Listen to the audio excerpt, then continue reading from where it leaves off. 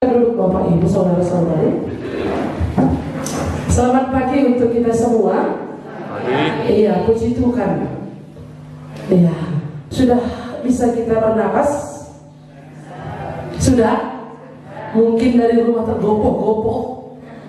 Iya, ada dari tempat yang jauh, ada tempat yang dekat, tapi bersyukur tempat yang jauh bisa datang tepat waktu ya.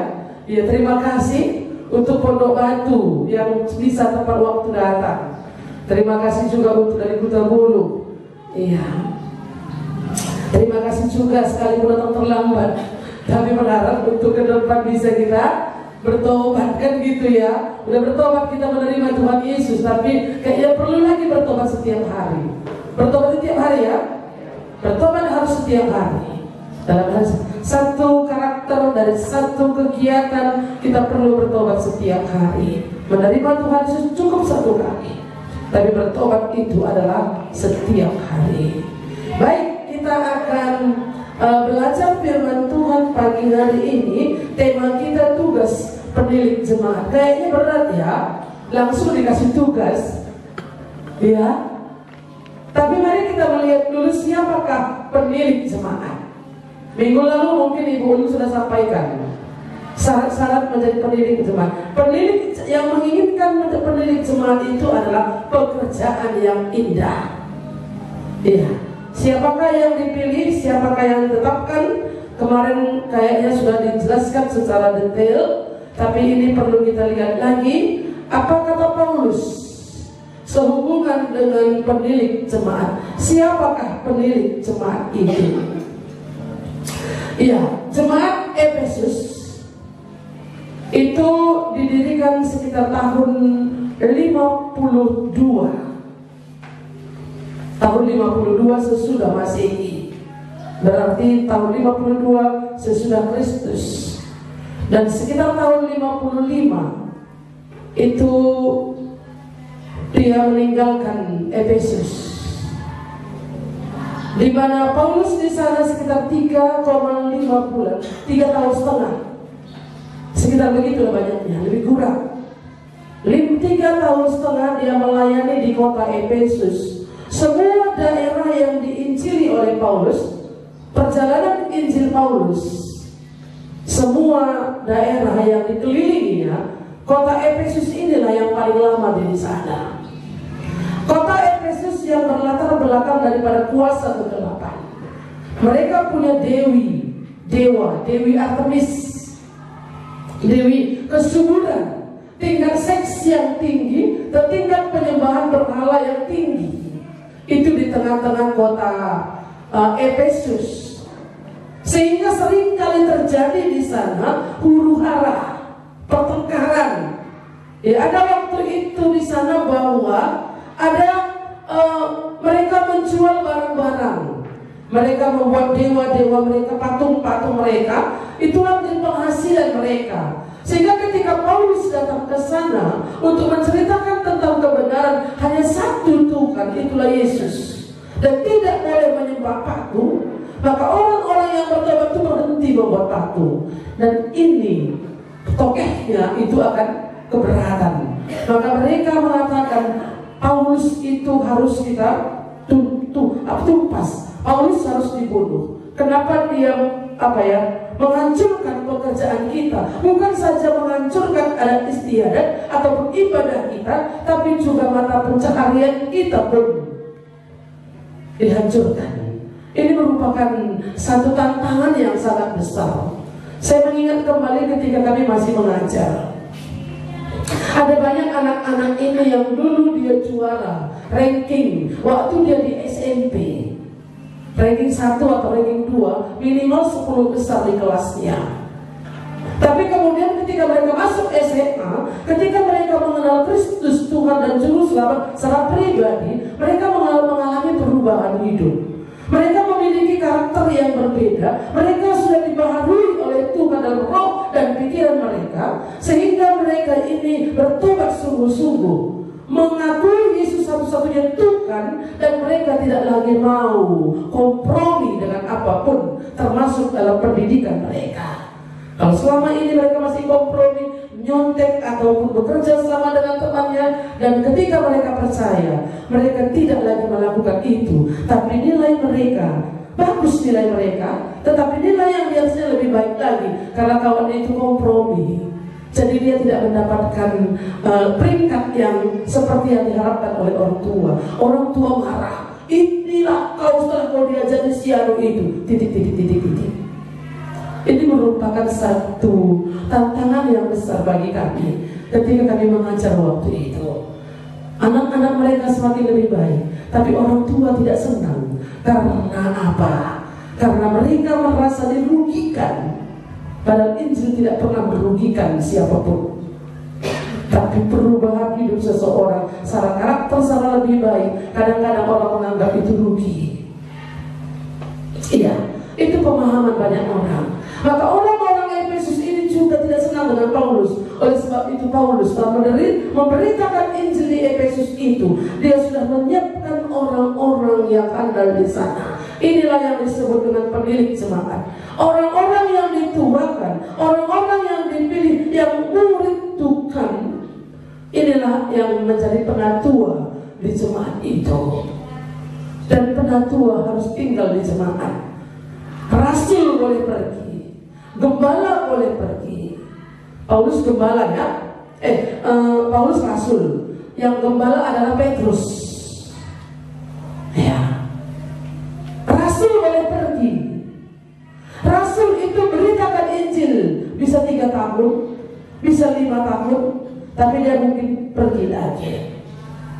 Kalau gembala itu, dia memang tinggal di situ, tapi mungkin dia akan mengakhiri hidupnya. Ya, macam-macam. Kalau gereja-gereja tertentu zaman ini juga mereka punya kebijakan masing-masing, punya aturan masing-masing. Tapi kita belajar kepada firman Tuhan. Siapakah penilik jemaat? Sebelum kita lihat tugasnya, penilik jemaat ini adalah orang-orang yang telah dimuridkan, mengenal situasi jemaat, mengenal situasi gereja, memahami bagaimana perjalanan ini sebelumnya, dan mau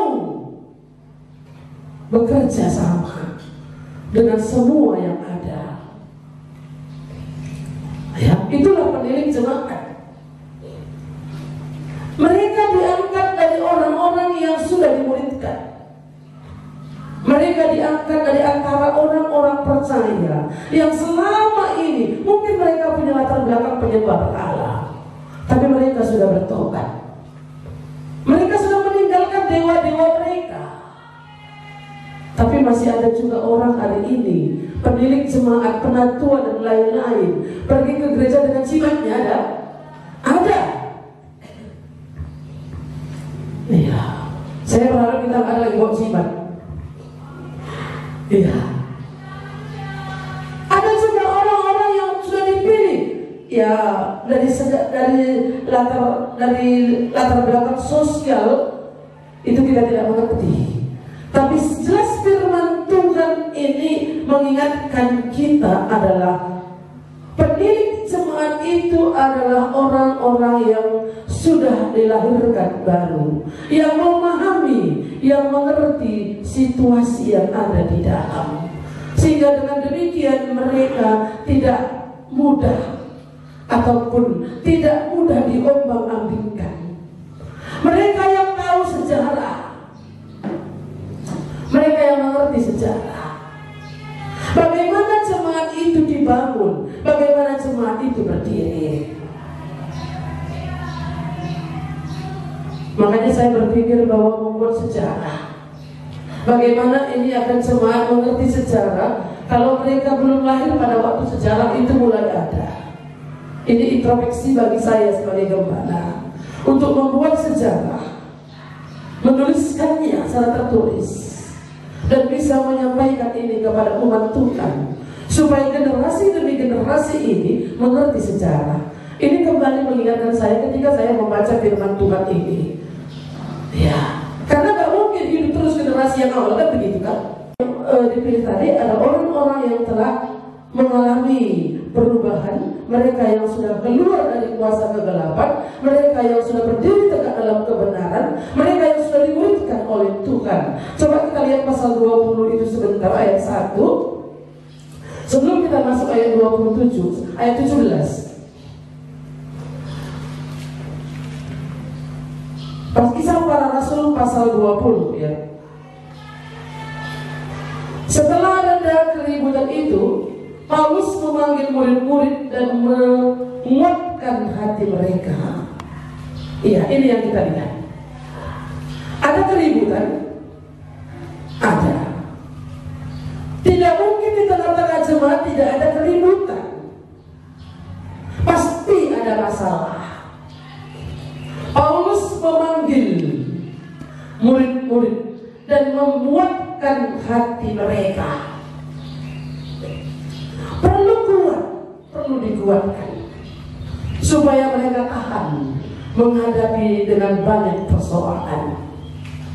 Ini biar kita ini takutlah kita menjadi pendidik pengurus kalau begitu, karena ada masalah. Iya, tapi masalah itu tidak akan mencucurkan darah dan daging. Percayalah Bapak Ibu. Baik, kita berangkat ke ayat 17. Karena itu ia menyuruh seorang dari Miletus ke Efesus dengan pesan supaya para penatua jemaat datang ke Miletus. Waktu itu setelah terjadi huru-hara di Efesus itu, maka kemudian dia menguatkan para tua-tua ataupun para penilik jemaat, murid-murid Tuhan itu. Dia berangkat ke Miletus, tapi dia tidak lagi mampir ke Efesus, tapi dia memanggil para penatua. Namanya penatua. Mereka buat nama penilik jemaat di sana adalah penatua. Di gereja kita namanya adalah kemajelisan. Itu bagi gereja yang dewasa. Kita termasuk belum gereja dewasa. Gereja masih di bawah PIPKA. Namanya kepengurusan. Kemajelisan itu adalah hamba Tuhan dan penatua diangkat. Dan komisi-komisi, departemen namanya. Itu yang aslinya. Tetapi gereja di bawah PIPKA itu masih kepengurusan. Ada ketua, bendahara, dan sekretaris, dan termasuk komisi-komisi yang ada. Tergantung kebutuhan gereja lokal. Ya, kebutuhan gereja lokal, apa yang perlu dibenahi di tengah-tengah gereja lokal. Nah, tapi apapun namanya, itulah organisasi. Tapi secara teologi, secara firman Tuhan, kita kembali kepada Alkitab. Fungsinya adalah sama. Apapun namanya itu, mereka kinerjanya adalah bersama. Ada pergandengan tangan satu dengan yang lainnya. Pengurus itu hamba Tuhan, ketua, bendahara, sekretaris, dan komisi-komisi yang ada. Inilah pengurus. Bergandengan tangan, roda perjalanan pelayanan pekerjaan Tuhan dengan anggaran dan tata rumah tangga yang telah ditetapkan. Tapi kita kembali kepada firman Tuhan. Dasarnya di sana bagaimana dahulu Paulus memberi tugas kepada penilik jemaat yang ada itu. Sesudah mereka datang, berkatalah ia kepada mereka, "Kamu tahu bagaimana aku hidup di antara kamu sejak hari pertama aku tiba di Asia ini." Paulus mengingatkan mereka, "Kamu tahu bagaimana aku datang sejak hari pertama aku tiba di Asia ini." Iya. Berarti di sana mereka mengenal Paulus, mengerti perjalanan pelayanan yang dikerjakan oleh Paulus, memahami akan hal itu. Dengan segala rendah hati aku melayani Tuhan. Dalam pelayanan itu aku banyak mencucurkan air mata dan banyak mengalami mengalami pencobaan dan pihak orang Yahudi yang mau membunuh aku. Mungkin saudara-saudari tidak banyak mengenal saya, tidak mengerti bagaimana dari awal pekerjaan Tuhan dibuat, tidak mengenal saya lebih dalam. Saya mungkin ada banyak yang masih muda-muda. Oh, ibu itu pendeta, ibu itu melayani di sini. Mereka tidak mengerti bagaimana memulai pekerjaan Tuhan dengan tanpa, dengan 0 rupiah. Tidak memahami akan hal itu. Ibu itu kan enak, makanya dia gemuk kan, gitu kira-kira. Mungkin begitu, tapi ya, saya mengerti banyak juga paham akan hal itu. Ya, sebab demikian aku tidak pernah melalaikan apa yang berguna bagi kamu. Semua kuberitakan dan kuajarkan kepada kamu, baik di muka umum maupun dalam perkumpulan di rumah ibadah, di rumah kamu. Aku senantiasa bersaksi kepada orang-orang Yahudi dan orang-orang Yunani supaya mereka bertobat kepada Allah dan percaya kepada Tuhan Yesus Kristus. Tetapi sekarang sebagai tawanan roh aku pergi ke Yerusalem dan aku tidak tahu apa yang akan terjadi atas diriku di situ, selain daripada yang dinyatakan Roh Kudus dari kota ke kota kepadaku, bahkan bahwa penjara dan sengsara menunggu aku. Ini Paulus mengatakan seperti ini kepada penatua itu karena dia mau pergi. Saya belum mau pergi ke tempat manapun kecuali kalau Tuhan izinkan ke surga. Ini kan saya itu dalam di luar dugaan saya. Ya, kita nggak tahu. Tapi Paulus mengatakan ini supaya penatua itu bersiap-siap. Kalaupun nanti Paulus tidak ada di situ, penatua itu sudah siap untuk melayani jemaat yang ada, jemaat yang punya latar belakang yang berbeda-beda. Kita ini banyak punya latar belakang yang berbeda-beda, punya suku yang berbeda juga, bahkan punya pekerjaan yang berbeda, tingkat pendidikan yang berbeda, latar belakang keluarga yang berbeda-beda. Gak gampang loh. Suami istri dipertemukan dari 2 keluarga, gampang untuk mempersatukan? Iya, gampang. Bapak ibu yang sudah menikah? Hah? Iya. Gak gampang. Gak gampang ya.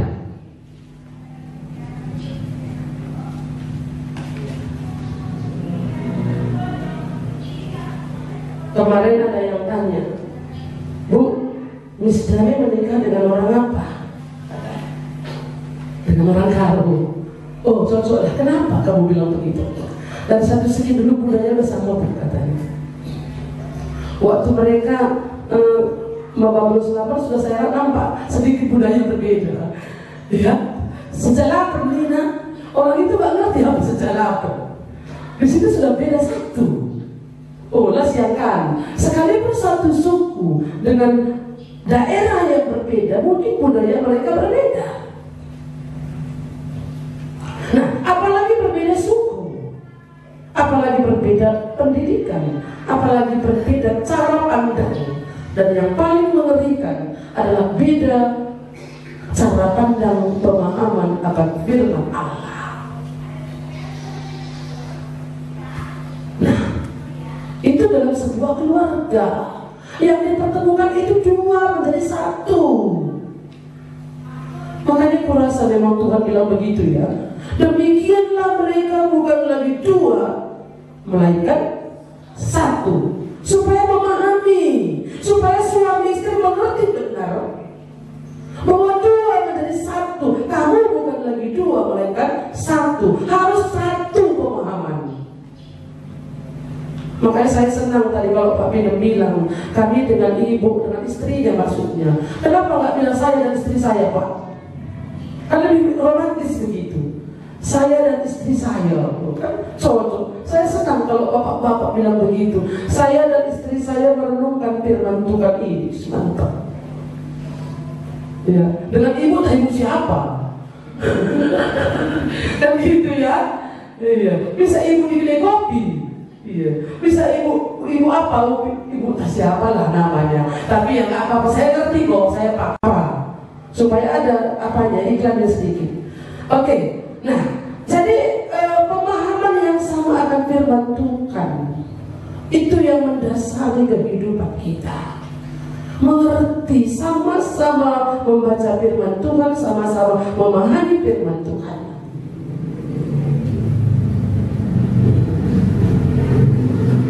Jadi di tengah-tengah jemaat itu juga seperti itu. Penilik jemaat itu tugasnya itu adalah mengurus jemaat yang punya latar belakang yang berbeda-beda. Ada zaman milenial ini kan begitu ya. Orang-orang milenial yang hari ini hidup dengan serba kecanggihan teknologi. Mereka tidak mau ribet. Mereka semuanya itu serba canggih dengan segala alat yang ada. Sementara sistem kita tetap apa? Orang tua biar lambat asal selamat. Lalat esi pagi. Apa kata anak kita? Kudet mama ini katanya. Tahu kan kudet? Apa kudet? Apa kudet kata mama Joseph? Mana tahu kudet? Suka apa kudet? Kurang update. Jadi kalau misalnya itu aplikasi di Android kita itu kudet, nggak diupdate WA-nya itu bisa nanti nggak apa lagi. Tapi kenapa pun ini aduh kita bilang kita pukul lagi begini ya. Inilah kurang update. Iya. Kita ini perlu diupdate ulang. Maka saya berpikir, oh kami ini perlu diupdate. Anak-anakku ini perlu dikasih sejarah gereja. Doakan saya supaya bisa menulis sejarah gereja. Mulai dari gereja ini berdiri. Bantu saya nanti YouTuber untuk menemukan foto-foto yang lama sehingga bisa tampilkan sejarah ini, sehingga orang-orang muda bisa mengerti dan bisa meneruskan pekerjaan Tuhan di tempat ini. Kalau kita yang tua-tua ini nggak ada lagi. Perlu juga satu saat kita akan buat ulang tahun gereja. Bagaimana gereja mulai berdiri, bagaimana perkembangan gereja, bagaimana pelayanan-pelayanan di luar, pos-pos PI. Hari ini sudah berdiri 3 gereja bersama dengan Kuala Kampung Antara Tanjung Langkat di sini, dan akan segera dibangun di Arapan sudah dimulai. Jadi Bapak Ibu Saudara-saudari, bagaimana kepengurusan ini melihat dan bagaimana dia mengerti, memahami apakah tugas yang akan dipercayakan kepadanya. Mari kita lihat ayat 28. Dari ayat 28 di situ fokusnya ya. Nanti boleh baca berikutnya 28. Kita akan baca bersama-sama ayat 28.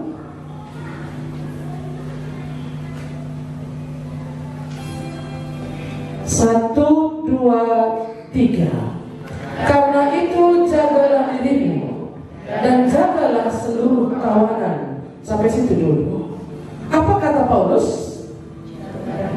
Jagalah dirimu. Penilik jemaat itu harus menjaga dirinya. Minggu lalu sudah disampaikan oleh Ibu Ulin. Dari segi keluarga, mereka adalah dari keluarga yang punya satu istri dan seterusnya itu. Dari segi sosial, mereka punya nama yang baik. Dari segi rohani, mereka bisa memahami firman Tuhan. Iya. Ada banyak kriteria yang sudah disampaikan. Nah, dari hal itu, jagalah dirimu untuk tidak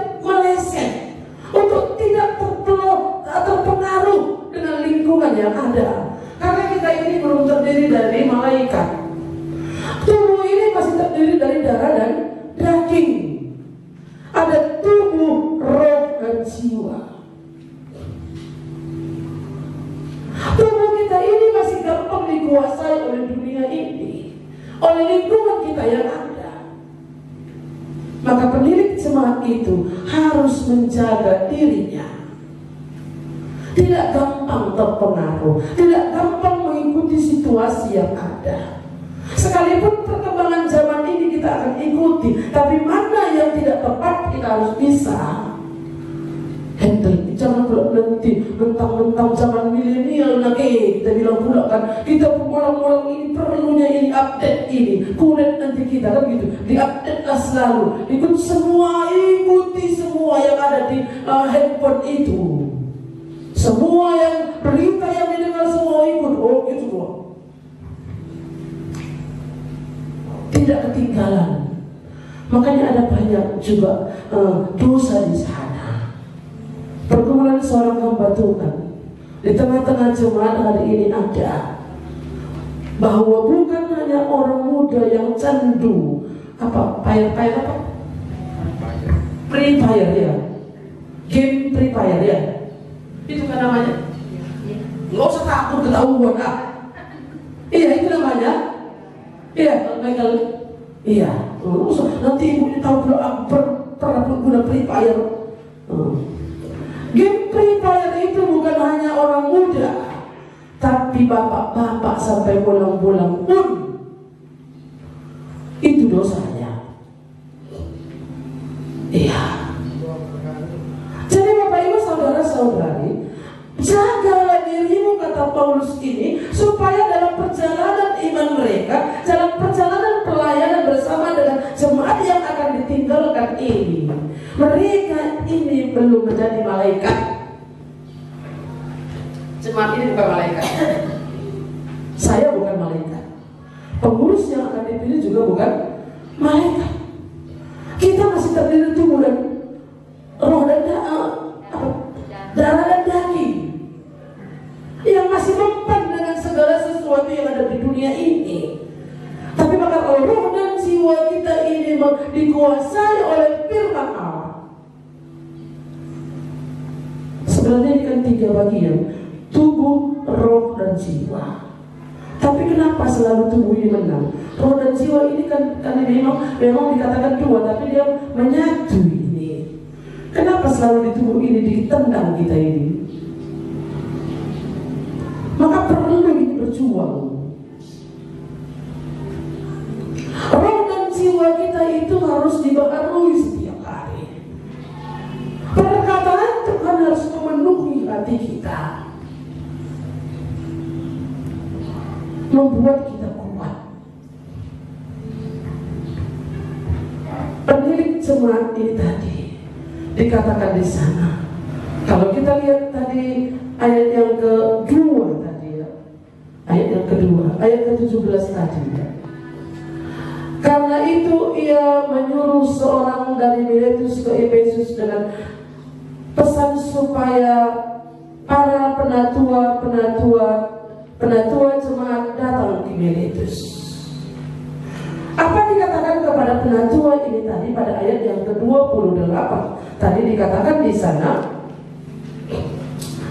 karena itu jagalah dirimu dan jaga seluruh kawananmu. Bukan hanya sekedar menjaga diri, tapi menjaga kawanan. Tahu kan kawanan? Apa itu kawanan?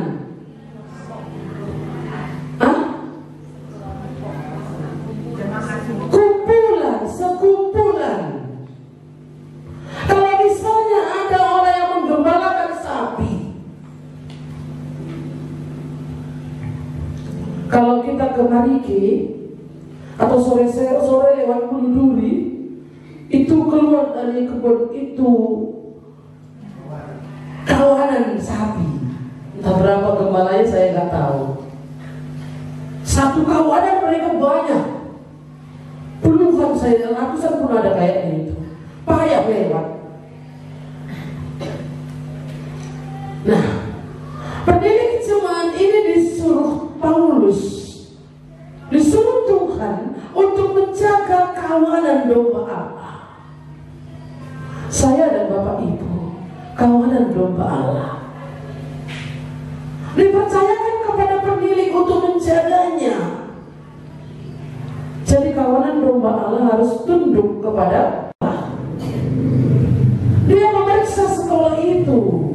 Apakah bangunan yang sudah dianggarkan oleh pemerintah yang ada dialokasikan dengan baik? Dia menilik sekolah itu, apakah guru-guru yang mengajar di sana mengajar tepat waktu dengan menggunakan perlengkapan yang ada. Dia menilik juga kepala sekolah itu, bagaimana kepala sekolah itu dengan kinerja yang ada. Itu pendidik sekolah. Pendidik jemaat itu adalah bagaimana untuk memeriksa jemaat ini. Memeriksa bukan berarti menghakimi. Memeriksa berarti apakah dia demam, apakah dia sakit perut. Kan gitu ya. Kenapa ini tidak datang-datang? Kenapa ini sering terlambat? Ini bukan berarti kami ini kayak anak sekolah, kayak tentara, kayak militer saja jemaat ini. Tapi tentara Kristus. Kan sekolah itu nanya apa? Saya bukan pasukan berjalan, pasukan berkuda, gitu ya. Pasukan menembak, tapi saya adalah laskar Kristus, kan gitu ya. Laskar Kristus loh. Saudara dan saya laskar Kristus. Iya. Jangan menganggap bahwa kalau kita ini diperiksa, dinasihati, diingatkan, kita ini kayak dipaksa, kayak gak rohani. Bukan gak rohani, tapi inilah cara kita untuk mendisiplinkan diri secara rohani. Kita butuh ditolong, kita butuh diingatkan, kita butuh rangkulan. Nanti kita lanjutkan dengan yang lain ya. Iya, pendidik tadi juga tugasnya adalah untuk menilik jemaat, menjadi supaya kamu jagalah dirimu dan jaga seluruh kawanan, karena kamulah yang ditetapkan Roh Kudus. Jadi dialah yang ditetapkan oleh Roh Kudus. Kami meminta Bapak Ibu berdoalah untuk pengurus yang baru. Sungguh-sungguh. Dan siapapun nanti itu yang akan terpilih, inilah yang Tuhan pilih. Kita wajib untuk belajar. Bukan berarti yang pendidik tadi juga adalah otoriter, enggak. Tetap dengan kasih.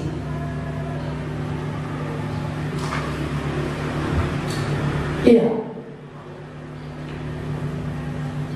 Menjadi pendidik untuk menggembalakan jemaat Allah yang diperolehnya dengan darah anaknya yang sendiri. Iya. Jadi menjadi pendidik untuk menggembalakan. Ya, menggembalakan itu kan enggak dengan kerja paksa. Menggembalakan itu memang kalau ada yang bandel dombanya akan dipukul, ya ditarik. Iya, tapi tidak diusahakan supaya terluka, enggak. Kalau dia luka bagaimana? Diobati. Begitu. Aku tahu bahwa sesudah aku pergi, ini dia akan terjadi. Aku tahu sesudah aku pergi, serigala-serigala yang ganas akan masuk ke tengah-tengah kamu dan tidak akan menyayangkan kawanan itu. Ada musuh yang akan masuk ke tengah-tengah gereja, yang kadang-kadang kita tidak mengerti itu musuh atau lawan atau kawan, seolah-olah sama. Domba dengan kambing mirip, sama-sama ngembek. Tapi kalau kita nggak mampu menyelami akan hal itu,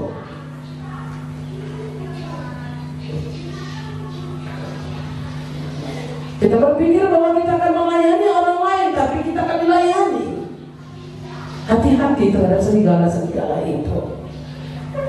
Ayo kita menjadi satu kawanan. Padahal sudah menarik kita untuk masuk dalam kawanan itu. Hari ini banyak pengajaran.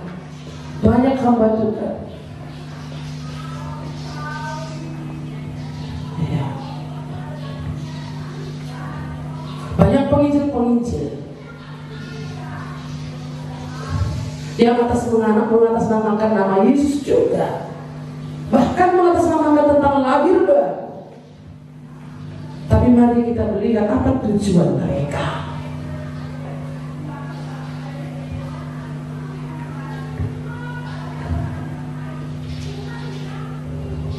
Supaya nanti kita masih 50 orang sudah terdiri dari 3 gereja. Itu perlu kita pikirkan.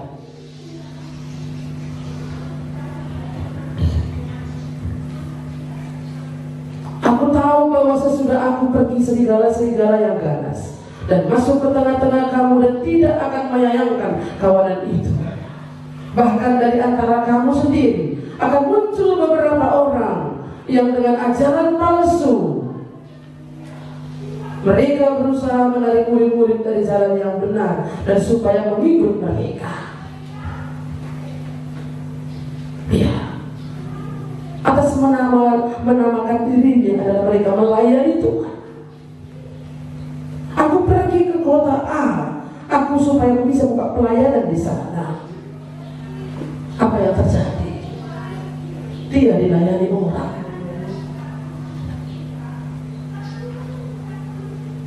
Tidak berani lagi keluar dari situ. Dan mereka katakan apa hari ini? Di sini pun aku melayani kok. Sedih. Ini perlu kita renungkan. Ya, belum kuat ini, tapi merasa diri kuat. Tubuh, ya, kita terdiri dari tubuh. Ingat tubuh ini. Kalau tubuh ini tidak diberi makan firman Tuhan dengan kenyang dan sehat, dia akan sakit secara rohani. Kadang-kadang kita lupa memberi makan tubuh roh kita karena sibuk sekali dengan hidup kita.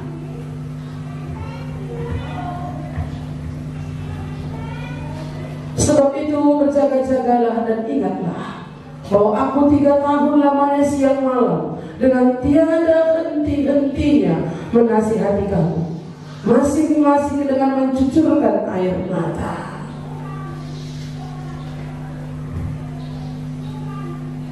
Saya merasa gagal. Iya, saya katakan merasa gagal. Ada beberapa anak-anak yang tinggal di sini,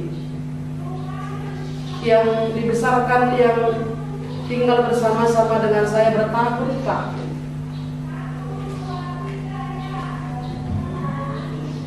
Teluh dan Angki, itu yang menjadi saya sedih. Nangki itu melarikan diri. Lalu datang kata Bapak Cuk tadi, aku mereka ku Bapak putar lari, teluh akan bercerai Kak Nina.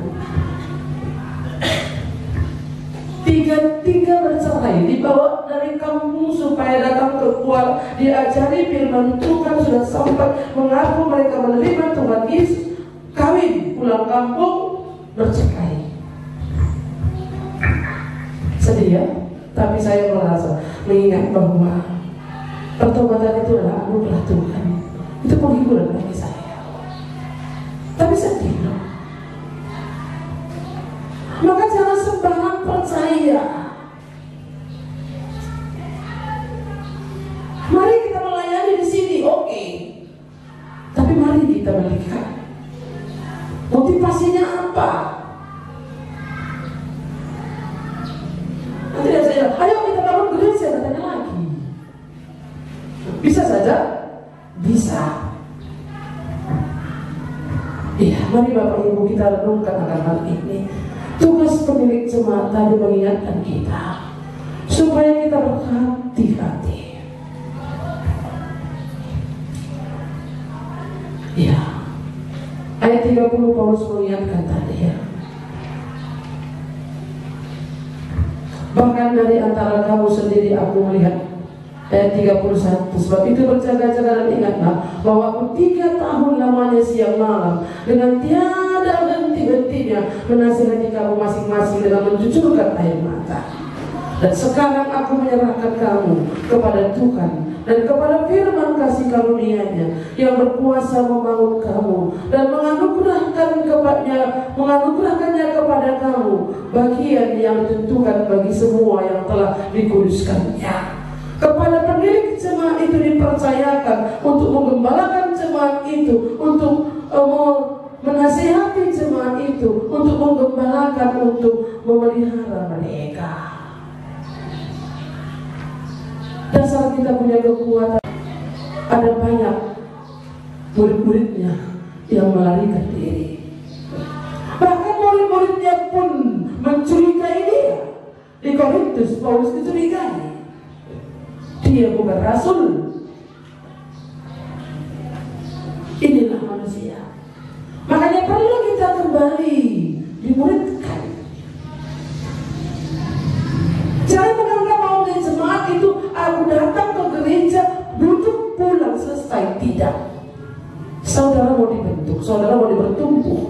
Dan seorang murid Tuhan itu harus terus belajar. Renungkan firman Tuhan yang dibaca setiap hari, yang didengar setiap hari. Ada mungkin waktunya kita sulit untuk membaca. 2 hari yang lalu saya demam dan pusing, sulit sekali membaca. Saya mencoba untuk menghidupkan audio dan berulang-ulang saya putar. Itu sangat menolong saya. Saya diberkati lewat audio itu. Mungkin ada orang tidak diberkati lewat audio, gak apa-apa. Tapi saya diberkati lewat audio itu sehingga saya membagikannya kepada Bapak Ibu setiap hari. Sempatkan untuk membaca itu. Beri waktu Anda untuk mendengar dan merenungkan itu. Bila perlu catat, hari ini berkat yang kuperoleh lewat saat teduh ini. Ya.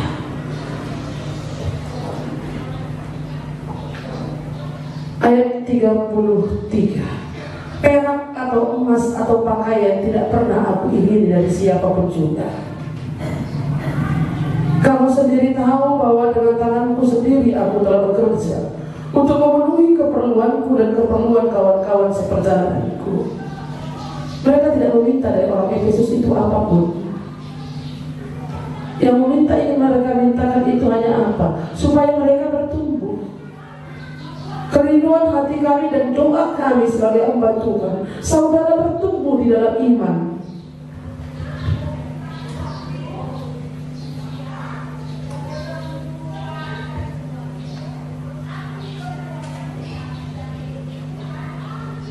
Kamu sendiri tahu bahwa dengan tanganku sendiri aku telah bekerja untuk memenuhi keperluanku dan keperluan kawan-kawan seperjuanganku.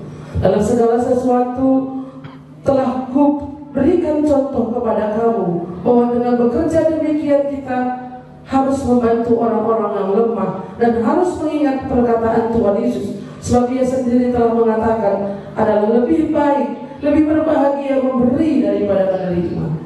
Sesudah mengucapkan kata-kata itu, Paulus berlutut dan berdoa bersama-sama dengan mereka semua. Maka menangislah mereka semua, terseduh-seduh, dan sambil memeluk Paulus, mereka berulang-ulang mencium dia. Mereka sangat berduka cita, terlebih-lebih karena ia katakan bahwa mereka tidak akan melihat mukanya lagi. Lalu mereka mengantar dia ke kapal. Ini waktu perpisahannya dengan Paulus. Ada pesan yang disampaikan oleh Paulus kepada penantuan ini, bagaimana untuk menggembalakan jemaat yang ada. Tugas penantua ini gak gampang, tapi karena dia dipilih oleh Roh Kudus, karena Roh Kuduslah yang menetapkan, itu yang membuat dia berani untuk melakukannya.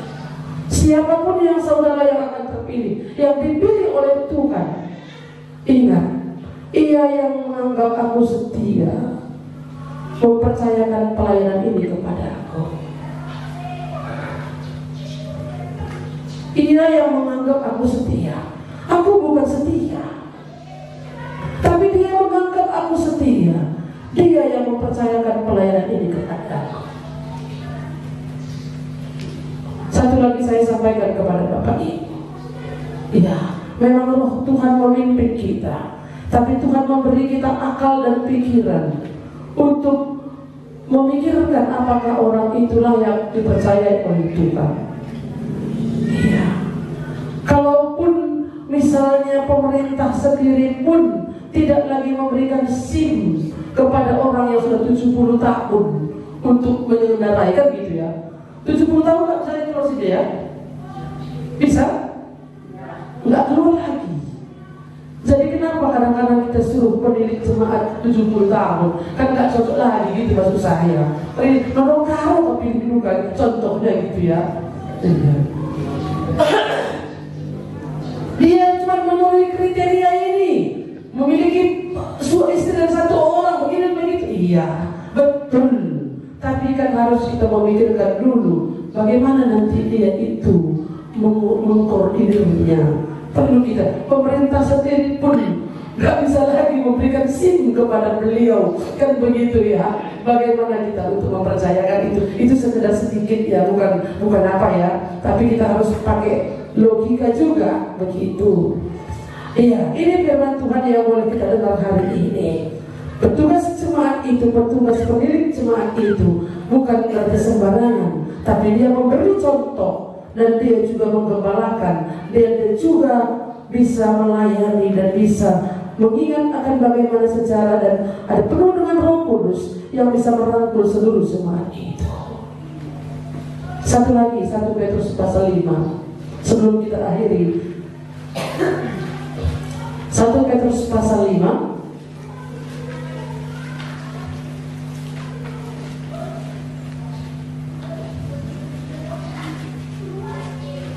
ayat yang pertama.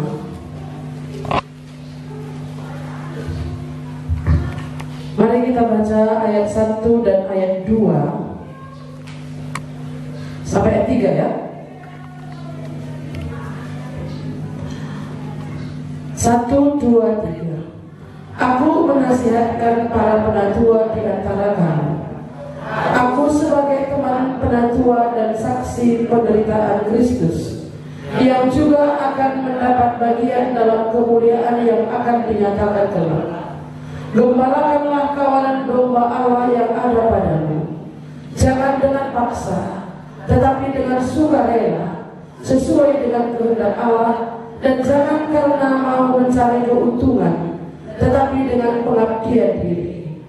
Janganlah kamu berbuat seolah-olah kamu mau memerintah, tetapi hendaklah kamu menjadi teladan bagi kawanan domba itu. Ayat 4 sekali lagi.